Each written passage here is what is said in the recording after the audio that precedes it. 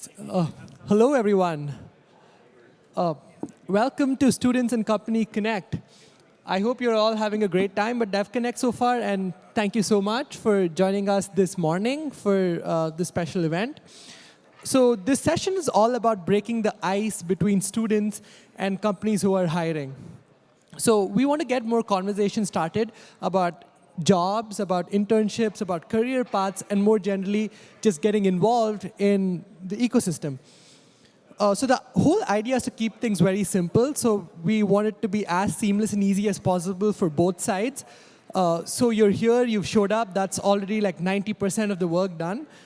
So yeah, I hope that you have a good time and walk out of this event with some good opportunities. So I'll just give a quick rundown of what's going to be happening today.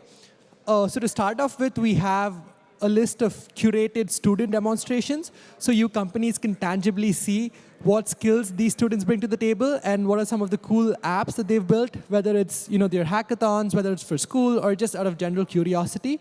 You'll have a chance to witness firsthand what these students are capable of. After that, we will be going into an Ask Me Anything session with Ethereum OGs, Austin Griffith and Nader. So this is the students' time to really pick their brains. They are pretty much the guys who pioneered developer education on Ethereum. So you should use the opportunity to pick their brain about what skills you should build to get a job, about what career fields look like, and what education pathways look like in the Ethereum ecosystem today. And finally, we break out to networking sessions where students and companies can actually meet and exchange information and have real conversations. So we already have a bunch of really cool projects that are in the room right now. I know Safe is here. I know Base is here. I know Eigen's here already. So if you're a company that's here looking for student talent, can you just quickly raise up your hands? I know the EF's also here. So yeah, so students, you know where to go and you know where to find them. But yeah, that's the whole show. And as a reminder, please grab your name tags as you enter. So if you've already come in but not grabbed a name tag, run real quick and grab one. Use a red marker if you're a student, and use a blue one if you're from a company, so that people know who they should be talking to and how they can get to their target audience. So without further ado, we'll get started with the student demos. And first up, we have Adden, who will be presenting his app and demo.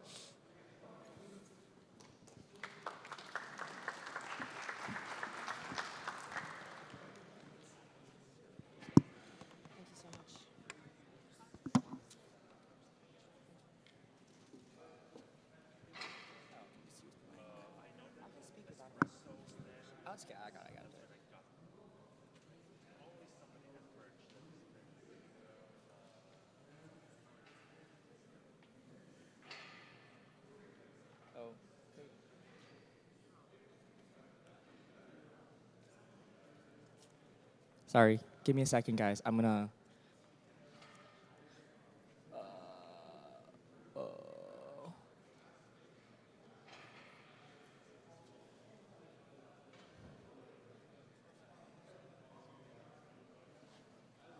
Oh, what the hell? Okay, that's okay. We'll make do. Oh, I can see this here. Oh, okay, cool. Hi guys, my name is Aaron. I went to UC Berkeley for 1 year, but I'm taking leave of absence right now because I'm building full-time in crypto. And today I want to show you guys Payum, which is what I kind of been working on for the last 1 to 2 months with my friend. And going down the presentation, yeah. Oh, I'm so sorry. It's actually so small. I know you guys can't see. Okay. Generally, there's a cash flow problem. It applies to a lot of people around the world. Basically, people are living paycheck to paycheck, and they're not getting paid enough in time. And that creates a short-term liquidity issue for a lot of people, whether you're in America, whether you're in Argentina, basically everywhere that people are getting paid paycheck to paycheck face this issue. So I kind of bumped into this because I was getting paid on my paycheck, and I was traveling for East Global New Delhi and Token 2049, and I couldn't afford my hotel for 1 night because I wasn't getting paid enough in time. And I thought of borrowing against my future paycheck, and that's what people also call earned wage access or payday loans, or they have different names due to different regulatory issues, but it's the concept of borrowing money in advance and then to pay a little bit of advancement fee, and once your paycheck hits, you like resettle it with the platform that you borrowed from. And yeah, so in America, $32 billion was advanced this way. There's like 55 million people doing this in America right now alone. So obviously, it's like a lot of people around the world that's doing this. Typically, people in Web3 gets paid really well. So I don't know if you guys are actually like this kind of user, but outside of the crypto bubble, like there's actually like a lot of people that are getting paid, like paycheck to paycheck, right? Like average they advance like $100 or so, and they repay in like 10 days.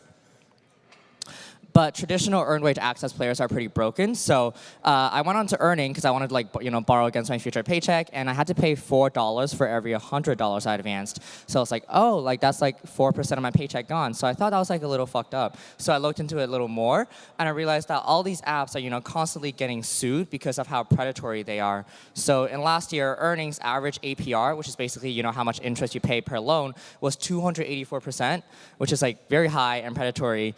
And then Dave actually went public, so I went to their SEC filing, and their profit margin for each advancement, how much they make money, is only 6 to 7%, which is really low.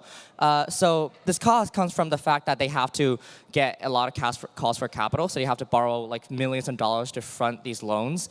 And then on top of that, they have to make a revenue from the wiring costs, transaction costs, etc. And obviously this delay because it's traditional banking rails, and we don't like that. Yeah, but earned wage access is projected to, explode in the near future because unfortunately more and more people are getting paid paycheck to paycheck. Right now it's worth $25 billion. In the future it's going to 10x in 10 years. I'm just going to go past this. And what we want to do is bring EWA on-chain by solving its biggest inefficiencies. So we want to reduce the APR for the users, increase profit margin for us, me specifically, and then make it more transparent programmatic by making it on-chain, and you can trace the deposits and everything, and then integrate DeFi, which is very important for the project. This is where the structure gets pretty interesting. So from the top down, we have the LPs, our liquidity providers. So anybody can be an LP. You can be an LP. I can be an LP and just put money with us as long as you're not OFAC sanctioned, and we will KYC you.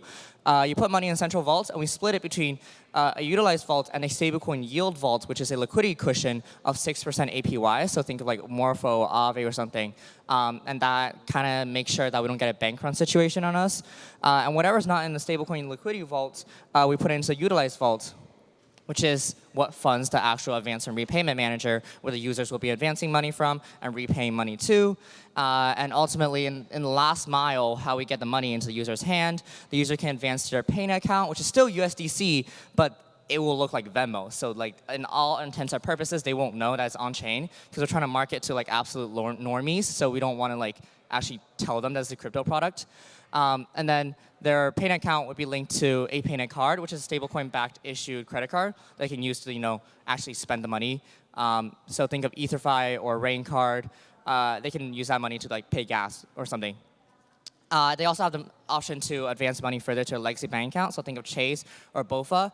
And we do that through Bridge, which is just typical off-ramping.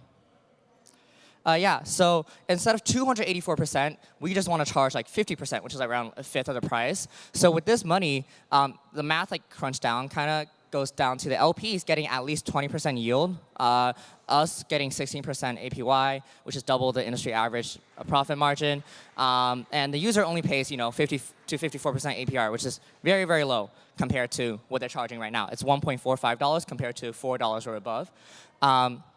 This is all ramping, off-ramping fee, just math that we crunched. Yeah, this is where we're gonna make money. So on the LP side, we charge instant withdrawal fee. So if you wanna get your money out, we'll charge you money. We charge a performance management fee, so pretty like typical DeFi protocol stuff. We also charge an advancement fee, obviously. That's the bulk of our income from the user. And we also charge a credit card interchange fee from the merchant side when they use our credit card. Yeah, we wanna bridge consumer fintech. These are the companies you would know, and these are the TradFi companies that are very bad. So a big option or a big thing why we want to integrate TradFi is because we want to KYC you and also connect your account through Plaid, which is this American company that connects your bank account, and like I can basically access your information, which is really crazy because that's not like legal in like Europe, but is legal in America. But we can verify your credit and conduct KYC on you with your SSN, and then also initiate ACH pull. which is how like Spotify takes money in your bank account without your authorization, right? And basically, if you owe us $20, we just go into your bank account and get $20. You can't do that with like DeFi wallets, and that's why under collateralized loans on chain are always really risky. But our default risk is around 2% compared to like 3chain's default rate at like 20. Yeah, so this creates a pretty good win-win situation for all of us. For the users, they pay a fifth of the price. For the LPs, they get 20% yield, which is much higher than market average. And for us, we get higher profit margins. So for instance, for Earning, which is this current player right now, they have $93 million ARR with 3.8 million users. We can get $100 million ARR with 1.8 million users because we're double as capital efficient and we don't have to pay a bank or anything. Because if you go back to the structure, everything above the Payna account is actually free for us to move and get, because we don't pay the LPs out of our own interest. We pay the LPs out of stablecoin yield vaults, and everything moving on chain is basically free. So we actually don't like, it's actually sheer profit for us if we like move that way. But anyways, yeah, we got into accelerators, we got into Alliance, and we got into YC. And then it's, you know, I did a little quick math. It's like 1.5 times 1.5. That's like what, 0.02%? That's not how it works, but like it's just funny. Anyways, that's my contact. And I'll actually show the demo right now. So I'm just going to show y'all the simple MVP we have. Let me make this a little bigger. So there's 3 parties involved with our project, right? On the first side, there's an admin side. This is me, us as a company. We monitor the pools and see what's going on. So there's $6 in the pools right now. Oh, I mean, $6 as advancement fee so far. This is the pool balance. And on the LP side,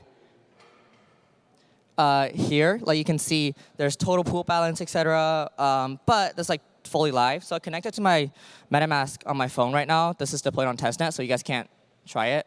But so if I want to deposit, like, I don't know, $10,000. Oh, this got stuck last time I demoed. Hopefully it doesn't get stuck this time. Anyways, I want to deposit on my phone. Here, there's a transaction. I'll click confirm, and hopefully it will respond as well and go through. If it doesn't, I'll just refresh. Anyways.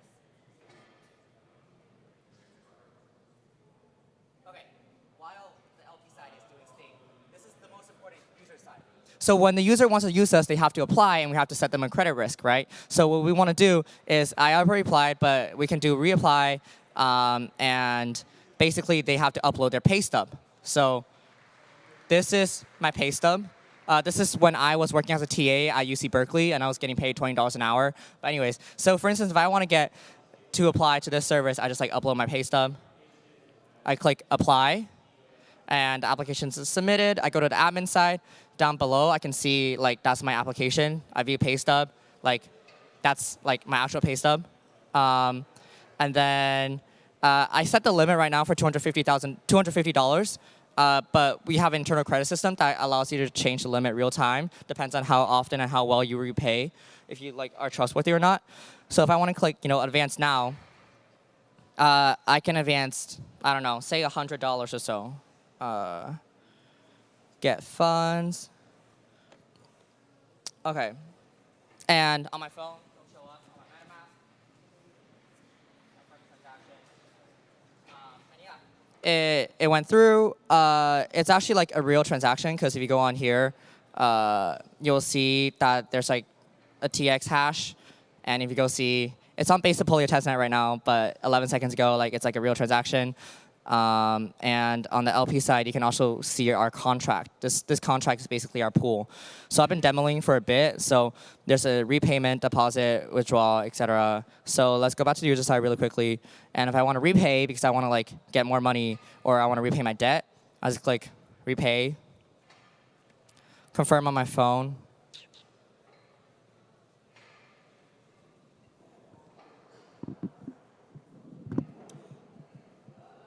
Yeah, and it worked. So now the user's gonna go back, and the admin side, like they can probably see that there's a new repayment.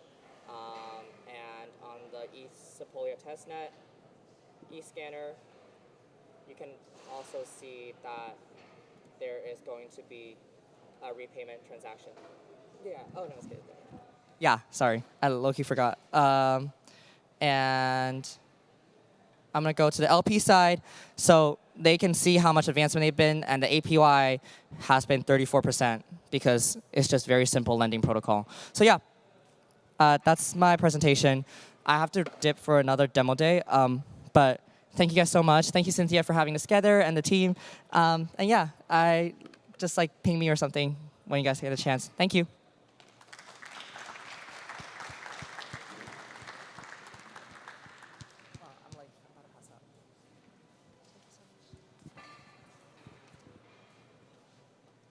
All right. Thank you so much, Aaron, for that amazing demo. Up next, we have Danjay, who will be demoing his project, Melon. So, Danjay, the stage is all yours.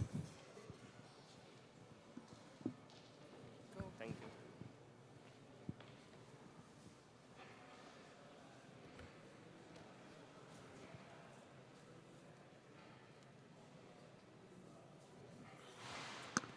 This one?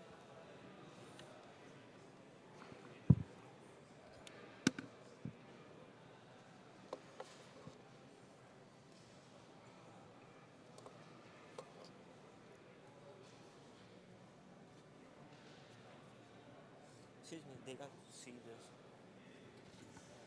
I'm presenting this page and they can't see it.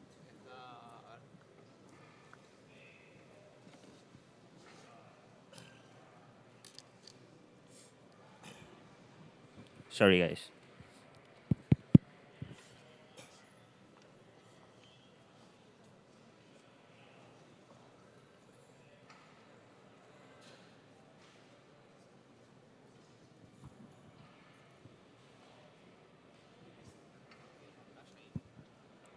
No hablas inglés, español.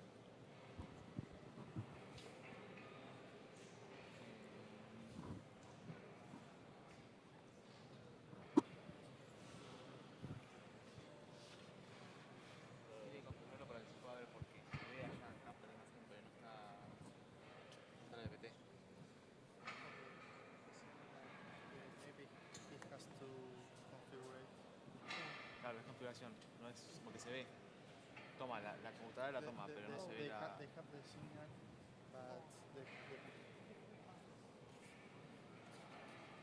It's your first time you use. Okay. Tiene que configurar la máquina para que se pueda ver, porque toma la imagen de la compu, pero no la VPT. ¿Cómo? O sea, la compu la toma, pero no capta la VPT. La capta la... Porque está lo de tiene que hacer el hierro. ¿No? Quizás tenga que acercarlo, claro, configurar de ahí y le paso la pantalla. Can you go to like display? Yeah. No. Can you go to like the display settings of the computer?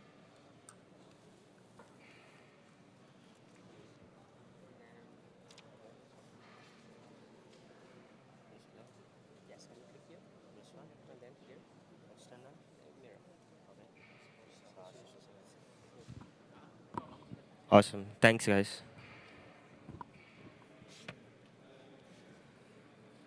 So hi everyone, I'm Danjay and I've built Melon. So I'll walk you through what Melon exactly is. So images now come with a question mark. Is it real or is it stolen or is it an AI generated images? I mean, 2% of the content across all the internet, be it Instagram, TikTok, Twitter, is AI generated. And AI content is growing 7% year on year as predicted by the content sources like Meta. And even these platforms are actually providing support to generate AI-generated images. Like you can generate images from WhatsApp, Facebook, and all of that, which is kind of not in the sense that we cannot segregate AI-generated content from the actual real ones. So nowadays, AI is so good that it can generate an image such like this. So no one can prove it. Ideally, it's so obvious that I'm going to marry Messi, but yeah, so that's the point. So we need a verifiable platform that can verify whether it's an AI-generated image or an actual hardware-based source. So now let us look at what others are doing in the market. So Worldcoin has its own orb. So they have a big orb. So no one would like to pay for it to get its own humanity approved on chain. I don't want to give my eye data to the orb. So that's one thing. Secondly, there's a sonic authentication chip. So ideally, when you buy a sonic camera, you put your hardware chip inside it, which is again cost ineffective. And then you click the pictures from the sonic chip, which is again centralized source of truth. And then you get to verify whether it's a hardware source or not, which is again kind of screwed. Then there is for AI, how do we verify AI-generated images? So for AI-generated images, there is Synth ID. Synth ID is an ID generated by Nano and Sora. So all of them have different cryptographic proofs to verify AI-generated images within their watermarks. So this also kind of creates a fragmented source of verification, and there is a high need for a unified platform for that. So this is where Melon comes in. So what we ideally do is we take the image bytes. So whenever a camera module is called from the firmware level, we take that image bytes. And what we do is we put a cryptographic proof, which is a RSA-based signature. And then also for compliant policies, we use PKCS7.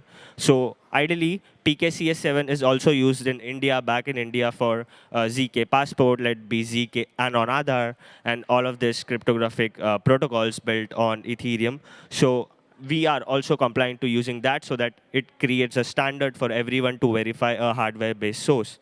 So the architecture here is you have a trusted hardware source. Suppose you are a hardware. Suppose you are a camera module. Suppose you are a Raspberry Pi. Suppose you are a simple iOS phone. What you do is ideally stake your tokens so that you don't send malicious image bytes to the user and then falsely claim that this is the actual truth. So you ideally stake your tokens on a contract, which again goes to some yield policies and a bonding curve for that, which I'll cover later. But the main part is whenever you are a trusted hardware source, you install our firmware. You can see this is the firmware. Within this firmware, whenever a hardware module, camera module is called, what we do is we take in the EXIF byte. EXIF byte is the image format that is first received by the firmware level module. So the camera module sends EXIF formats to this firmware level, and then it generates JPEG.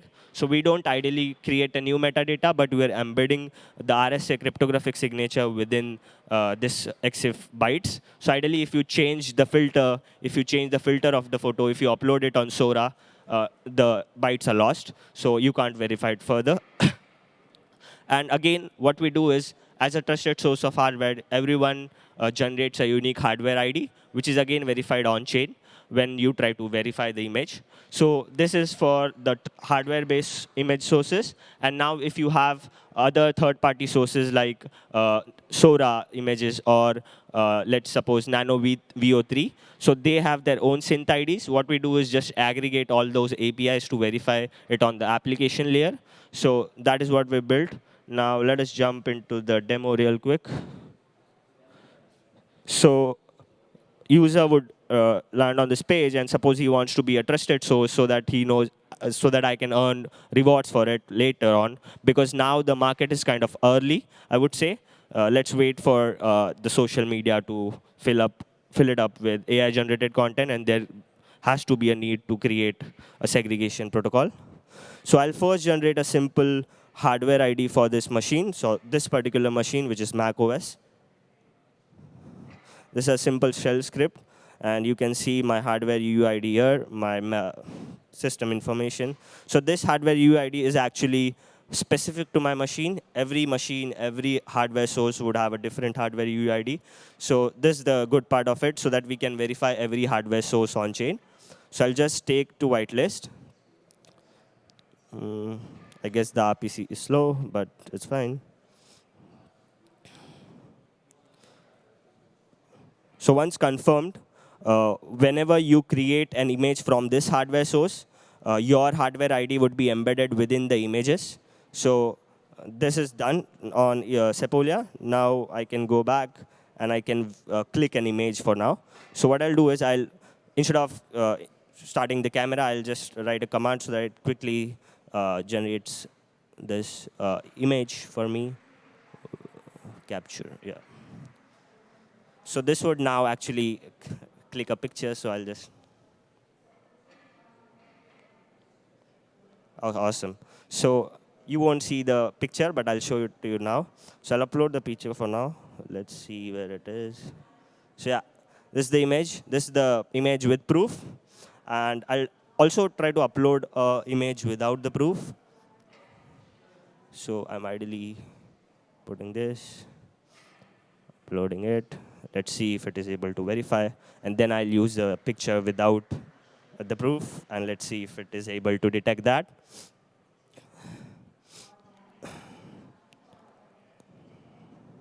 Till then, I'll quickly, yeah, it's done. So the image verification was successful, and if you want to know the source of truth of that image, you have all these details of when it was captured, the nonce of it, the firmware that was used, the image hash, the digital signature that was used to sign that particular image, and a lot of things. So even the EXIF bytes that were processed during the firmware level processing. So this is the image verification, and now let me try to verify which is a non-AI, this one. So this is the same image, but this doesn't have the proof embedded in it. So it would be ideally you guys clicking a picture without my firmware.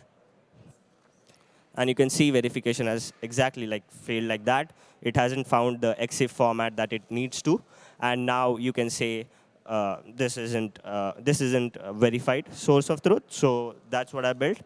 So about me, so I like to build products from scratch. 1 year or so of experience in Web3. I've won around 15 hackathon, which is kind of depressing that I've not built a $1 million company or even contributed to such.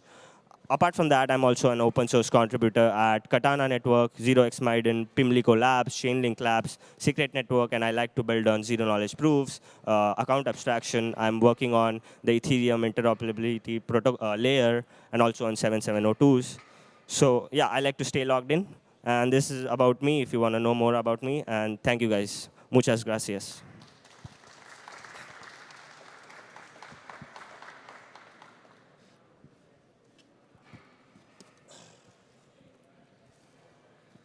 Yeah, thank you so much, Danjay. So up next, we have Shantikiran, who will be demoing his project, the Parley Company. But after that, we will break for a quick networking session. So companies can just raise your hands, and people can go and like mingle. But yeah, we have one more demo before we break for a quick networking session.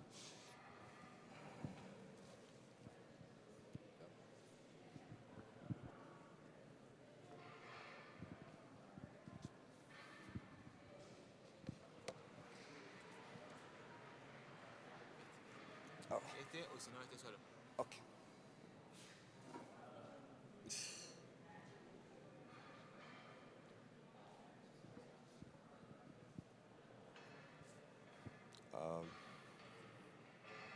Hello?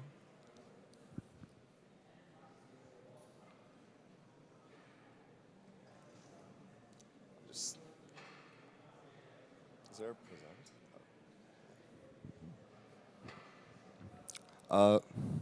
Hey, my name is Shantikiran. Oh, okay. Hi, my name is Shantikiran. I'm a CS and Japanese major at UT Austin. I'm currently a senior. I previously also interned at the Ethereum Foundation on the Geth team. Huge thanks to the EF. Currently, I'm interning at Circle on the CCTP team. And this is kind of a personal project that I'm trying to make into a startup. So what I'm building is the Parlay Company. We're enabling parlays on prediction markets. So you're able to string together any number of events, and we're able to offer you a multiple on that.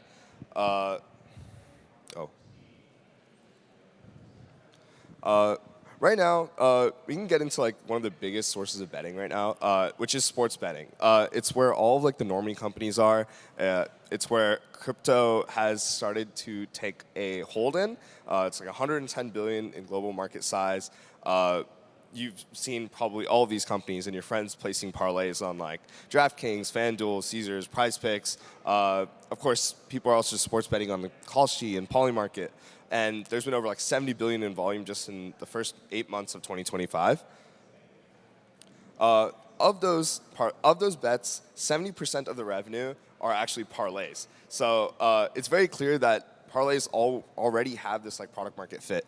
People love seeing, placing pipeline like dreams. They like seeing it's basically for people who have high conviction that their parlays will succeed, or they're placing like flex parlays where if like 2 legs out of like the 5 legs hit, they could get paid out some sort of multiple. So we see parlays as this form of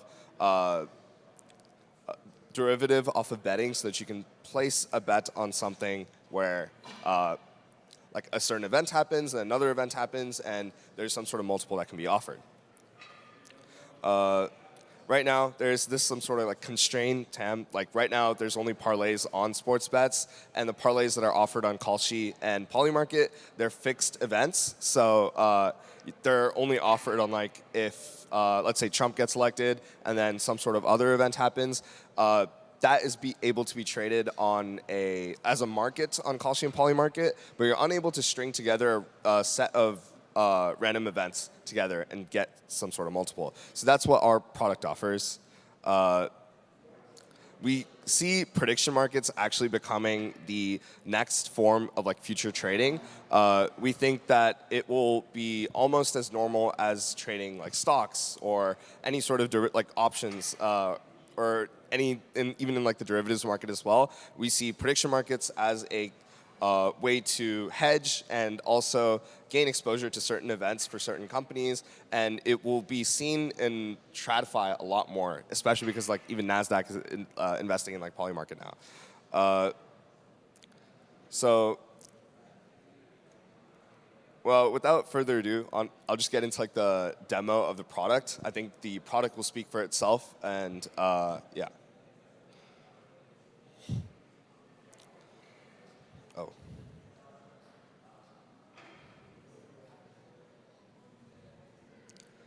So this is the product right now.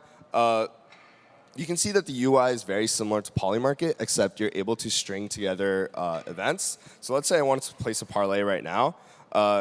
You guys can all do this as well. Actually, I was going to give a referral code at the end of the presentation. But if you guys want, you guys can sign up with this QR code. It has a referral code directly embedded into it. So if you guys sign up, you guys can use the platform.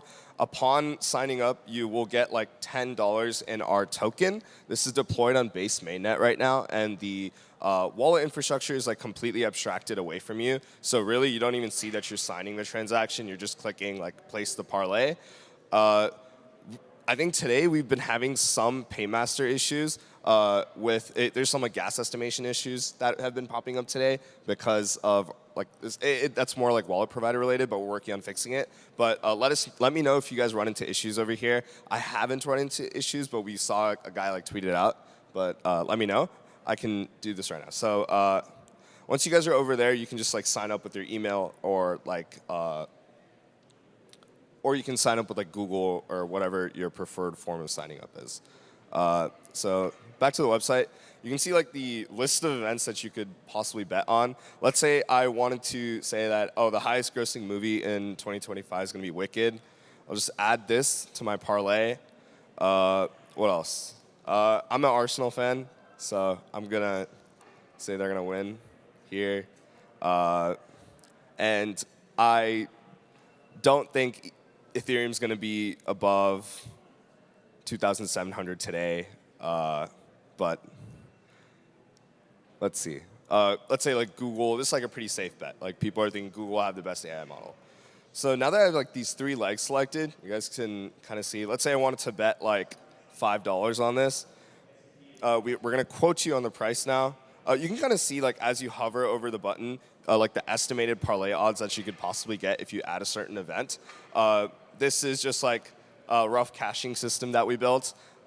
It's not super robust. That's why we still have to offer you a quote. We have to run it through our like parlay engine. And actually, the most complicated part about this project is developing this parlay engine and backtesting it to ensure that we're offering the correct odds to the user. And I'll explain kind of like how the business model works for this as well. So let me confirm the parlay for now.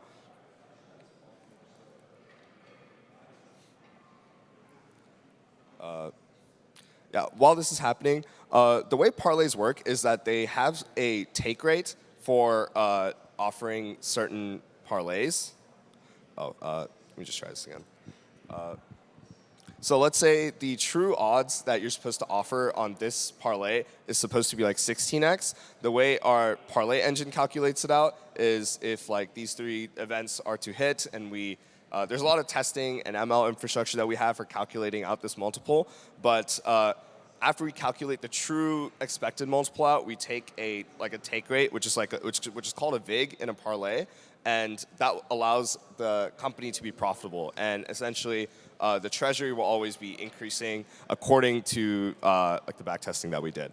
But of course, this is why we are in beta, and we want to continue improving our parlay engine until it's the best it can be. So I know the parlay just got placed. Let me just search for it here.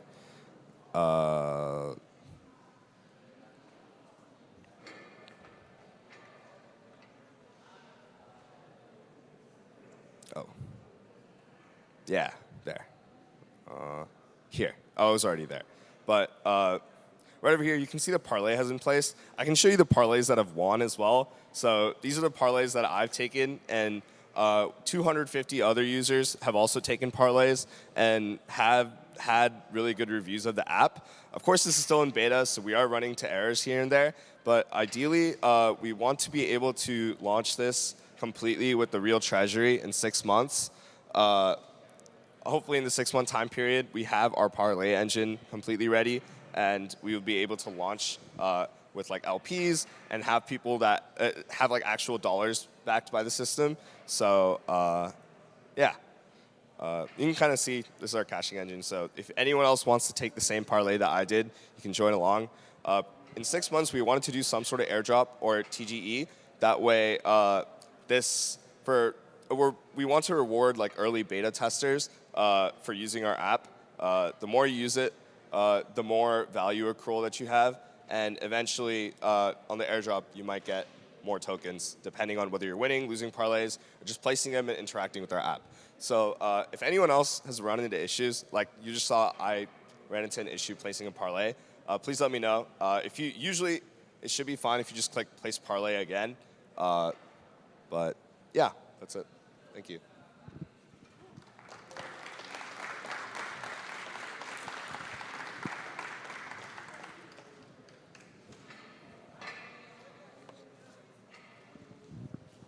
Awesome. Thanks for that, Shantikiran. That was a very interesting demo. So now we're going to break real quick for 15 minutes just for companies and students to sort of like get to know each other. After that, we'll go into the Ask Me Anything session that we have with Nader and Austin Griffith. But yeah, just to make it easier for everyone, could all the companies just do a quick show of hands so that students know where to come to and like who they can talk to? Okay, awesome. And people from the EF are also going to be around, so feel free to like catch us and ask us about our internship program or like any other burning questions you have. Great.